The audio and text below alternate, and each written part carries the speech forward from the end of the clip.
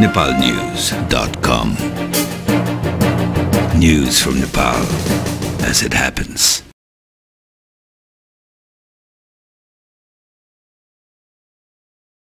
संविधान सभाको निर्वाचनका लागि नेपाली कांग्रेसले बिहीबार आफ्नो घोषणापत्र सार्वजनिक गरेको छ। नेपाली कांग्रेसले राजनीतिक निकासका लागि कांग्रेस, आर्थिक विकासका लागि कांग्रेस भन्ने मूल नारा सहितको घोषणापत्र सार्वजनिक गरेको हो।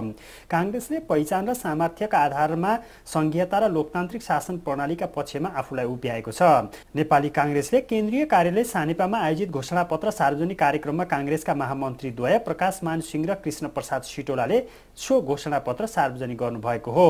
घोषणापत्र सार्वजनिकपछि महामन्त्री सिटौलाले सबै परिवर्तनको नेतृत्व कांग्रेसले गरे पनि संविधान बनाउने नेतृत्व कांग्रेसले नपाएकाले संविधान नबनेको दावी गर्नुभयो।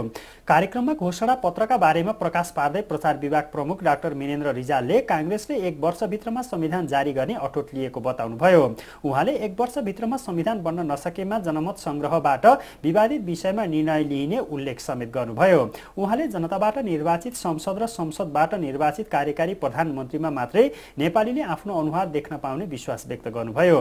कांग्रेसले 7 प्रदेश सहितको संघीयता र राष्ट्रपति आलङ्कारिक रहने संसदीय शासन प्रणाली प्रस्ताव गरेको छ। संसदबाटै राष्ट्रपति र प्रधानमन्त्री छानिने भए पनि राष्ट्रपति आलङ्कारिक हुने र प्रधानमन्त्री कार्यकारी हुने प्रस्ताव गरिएको छ।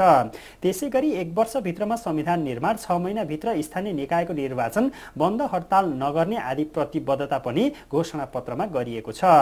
नेपाली कांग्रेसले निर्वाचन घोषणापत्र सार्वजनिक गरेको सम्बन्धी समाचार यति नै।